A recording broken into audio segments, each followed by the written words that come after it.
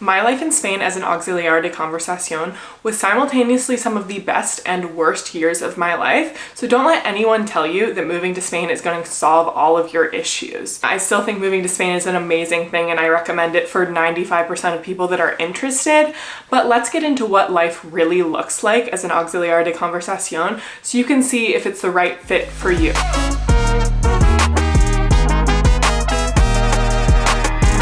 Let's start with the actual job that you're going to be doing as an auxiliar. One thing you need to know about the NALCAP program is the program is run by the larger Spanish government, basically, but most of your job will be left up to your school. So here's how the program works. Basically, you apply, right? You get placed in a school, and then based on your region is how much you'll be working. So in Valencia, I worked 16 hours a week and made 1,000 euros a month, but my friend placed in Andalusia worked 12 hours a week and made 700 euros a month. So that will vary, and a lot of the times it varies with the cost of living in the region, but not all the time. So you're gonna have to see if you can actually afford to live on the salary they give you, or based on how much free time you have, if you can make that money back, if you can make the money back tutoring and hustling on the side. And the job is to be an English teaching assistant. And while this can be amazing because you're not really the teacher and you don't have a ton of responsibilities, if you are a trained teacher, you might find this job to be a little bit boring because you're just not the teacher. You get ordered around by the teacher, but you're not the teacher. You can do some tasks that a teacher does, but a lot of the time you're just speaking with the students, doing little games. It is not the job of a teacher. It is very much the job of a teaching assistant. And what is the actual work you do as a teaching assistant? A lot of it is, fun games you play with the kids, just having conversations one-on-one, kind of walking around the class, see if they need help with their workbooks, pretty basic stuff. The teachers will basically give you instructions of what to do, and within the first few weeks you'll have it down pat. It's a very easy job. So if you're kind of looking for a job where you just go in and you do the job and then you leave, this is a great one. I was never stressed about school after I left. It wasn't like being a teacher where you took the job home and had to do, grading, none of that. So let's talk about what your school could be like and what your schedule could be like. So my school was about 45-minute commute from Valencia, so a lot of my day was spent commuting. It was really more like an hour most days. And I worked Monday to Thursday, 9 to 1, which was an amazing schedule. That's probably the best schedule you can get because some people, when you get placed in a school, you actually have to work before and after siesta. Yes, siesta is a thing in Spain. And while it's great, it can be really annoying for work schedules because if you have to work after siesta at your school, sometimes that can mean you'll be working from 9 to 12, and then you'll have from 12 to 2:30 off. And if you're not living close to your school, that means you just have to, twiddle your thumbs basically near your school. And then you'll be working, from 2:30 to 4:30 from Monday to Thursday, which means you're basically working 9 to 5, but you're not getting paid a full salary for that. Most of it is just spent twiddling your thumbs. So that is a big variable, and you won't really know that until you get to school. Now you can email your school before you get there and inquire about the schedule, but it's likely that they will not be able to tell you until your first day. And it can really affect your lifestyle and how much you enjoy your time in Spain. And that's unfortunate. It's just completely up to whatever is up there. So if you're a person that really wants to know what their life is going to look like generally, the AUX program just might not be for you because every year that you do it, you're assigned to, a school, and it is completely up to the school what a lot of your life will look like. And that's just not great. Another aspect of that is you're often assigned to a teacher, right? To work with a teacher. You're the teaching assistant. Not all teachers in Spain are nice. I have some friends that worked with teachers who they loved, who they're still in contact with, who it was like, meeting their second mom or, their best uncle, whatever. For me, none of my teachers were particularly nice to me. I felt like a nuisance a lot of the time. My teacher in my second school was honestly one of the most horrible people I've ever met in my entire life.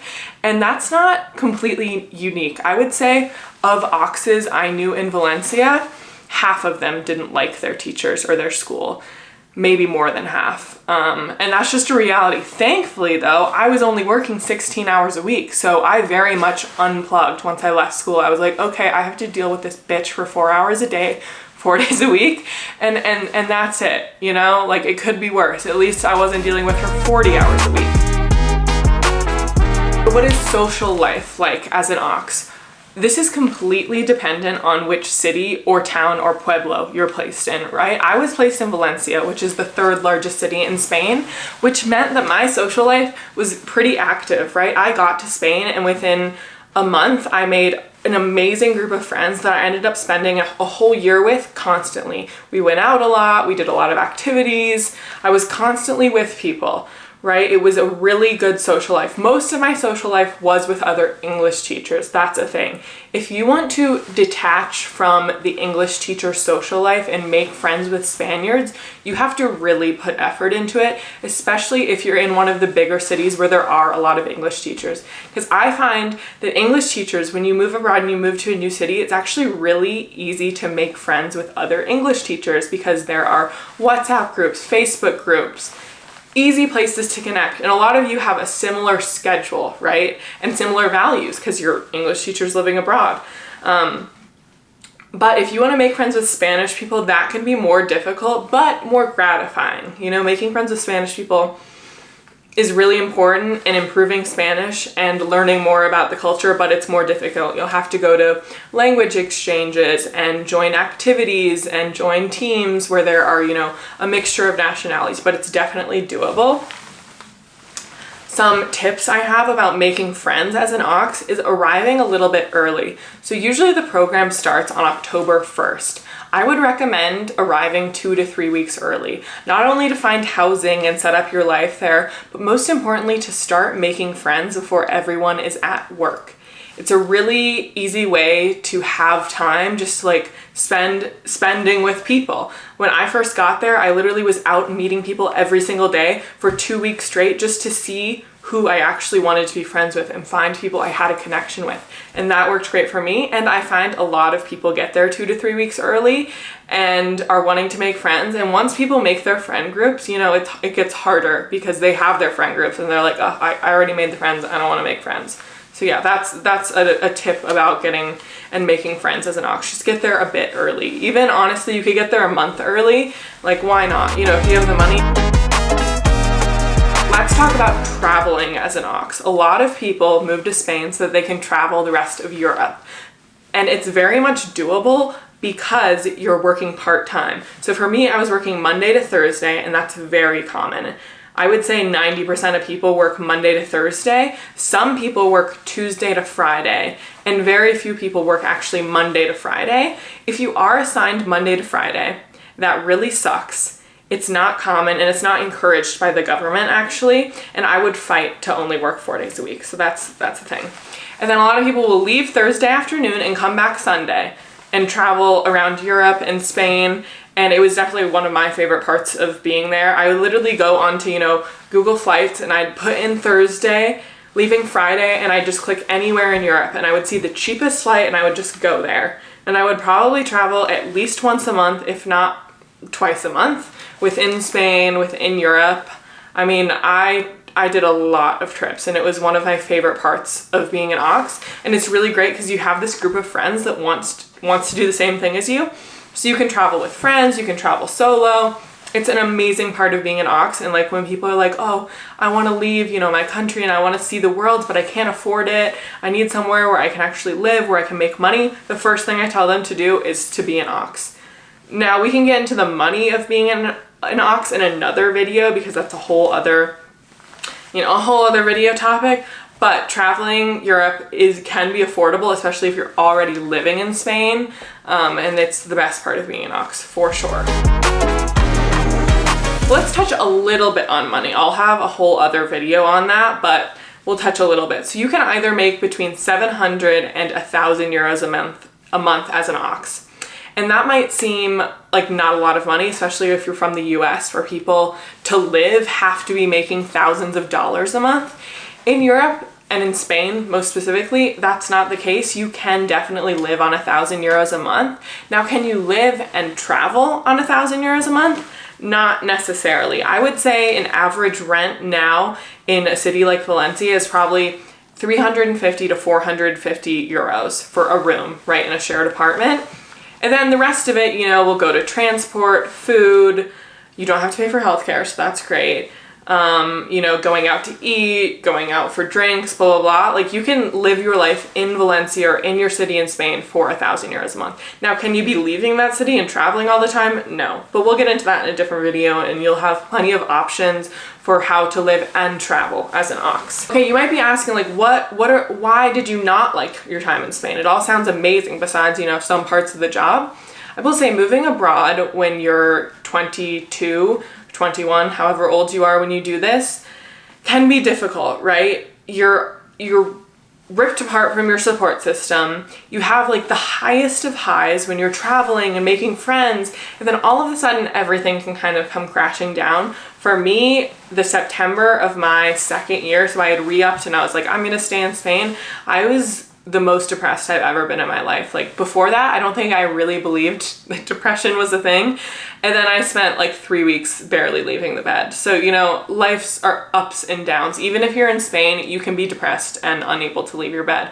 But if you think you can handle that, if you can handle being away from home when you have like the ups and downs that come with life, then it'll totally be fine. And I remember when I was in like the pits of mental health and just dealing with life, you know, my mom was like, you can come home, why don't you just come home? And I was like, I mean, I'll be dealing with this at home, I might as well deal with it in Spain, kind of.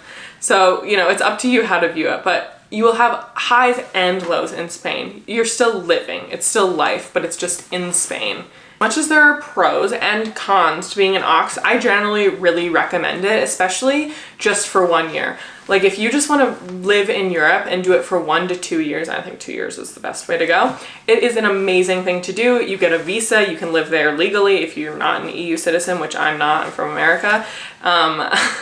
You get to travel, it's part-time, you can make friends that you'll still be friends with when you leave. My friends from Spain are some of my best friends still, and I still see them. I have trips planned to see them again. It is an amazing thing to connect with other people that want to do this similar thing in life, move to Spain, teach English, travel the world, blah, blah, blah. So if you're looking for that thing, but you still need to make a little bit of money and work, yada, yada, this is a great thing, and I would recommend doing it. Just so you know, the applications generally open in the end of January, and then you get your placement if you get accepted in like June or May or June. Okay, and then you would move in mid-September to start on October 1st. So that is the schedule of being an Aux. So if you're currently going into your senior year of college and you're thinking about what you're gonna do next year, this is a great thing to do. I would really recommend it, especially if you don't wanna like start real life yet, if you know what I mean.